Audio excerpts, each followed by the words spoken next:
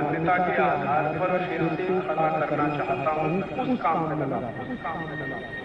हमारे शरीर में वात पित्त कफ की स्थिति सम और असम होती रहती है। आप जानते हैं सुबह जो है ना वात ज्यादा होता है शरीर, सुबह सुबह दोपहर को पित्त ज्यादा होता है, शाम को कफ ज्यादा होता है। तो ये पूरे 24 घंटे में ऊपर नीचे होता रहता है।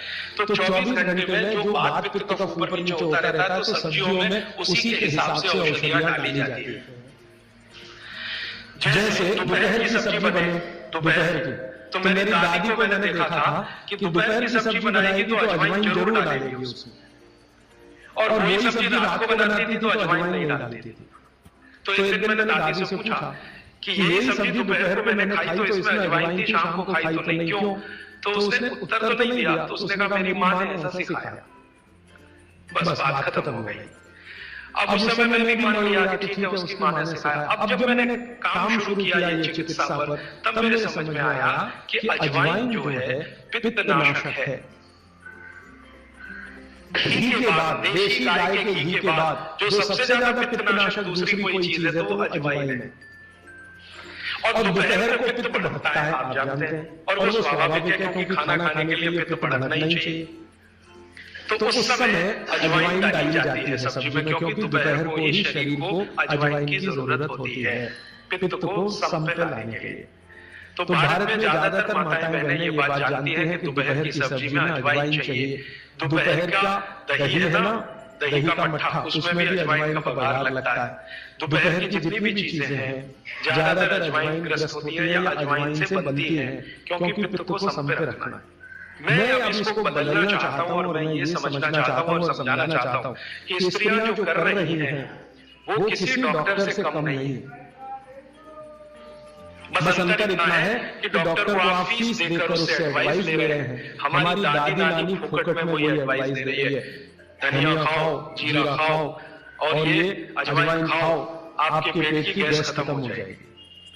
और ये 3500 साल से वैसे का वैसा ही है। अजवाइन खाओ तो गैस खत्म होती ही है।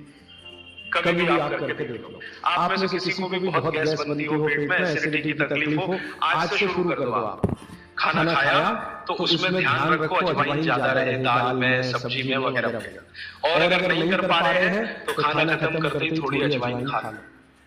अजवाइन ज्यादा तकलीफ ना कर दे, उसका बैलेंस है काले नमक के साथ। तो थोड़ा अजवाइन और काला नमक मिला के हर खाने के बाद खा के देख लो।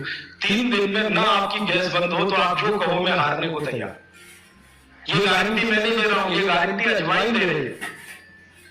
मेरी गारंटी नहीं है, अजवाइन की गारंटी है। तो वो कहते हैं बागवती जी कि पित्त को सम रखने के लिए हमारे रसोई में घी के बाद जो दूसरी चीज है वो है अजवाइन। अब तीसरी चीज पे आते हैं। पित्त को सम रखने के लिए अजवाइन के बाद जो तीसरी चीज अपने रसोई में है वो है जीरा। जीरा 2 तरह का है, एक सफेद और एक काला, है ना। काला जीरा सफेद से भी अच्छा है। आप एक नियम ध्यान रख लो, मैंने आपसे कल कहा था जिस चीज का रंग जितना गहरा वो उतनी ही अच्छी भगवान की बनाई हुई, मनुष्य की नहीं। मनुष्य ने तो पेंट भी बना दिया, बहुत गहरे रंग का है।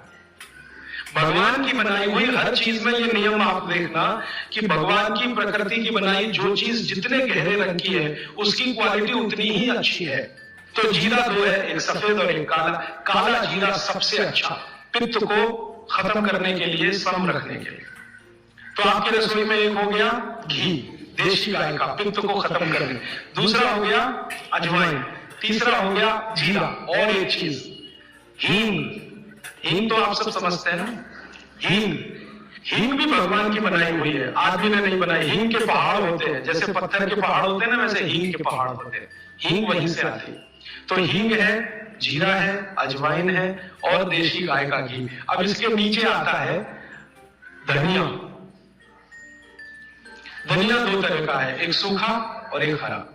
जब तक हरा उपलब्ध है आप खाइए, जब नहीं है तो सूखा खाइए, दोनों की क्वालिटी एक ही है। सूखे धनिया में कोई कमी नहीं आती। आपके मन में ये प्रश्न है ना, हरे पत्ते का धनिया में कुछ ज्यादा होगा, सूखे में कम, बिल्कुल नहीं है, दोनों में बराबर है। सूखने के बाद भी उसके गुण